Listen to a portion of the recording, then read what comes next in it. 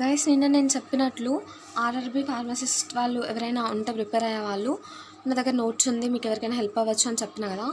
So notes రాసుకోవడానికి నేను తీసుకున్న sources pharmacist grade 2 book, pharmacist exam అప్పుడు, ఇంకా పియర్సన్ బుక్, జీపర్ ప్రిపేర్ అయ్యేటప్పుడు తీసుకున్న బుక్. ఇది మా ఫ్రెండ్ అనమాట, అతని దగ్గర తీసుకున్నా. తర్వాత జీడీసీ నుంచి ఫింగర్ టిప్స్ బుక్.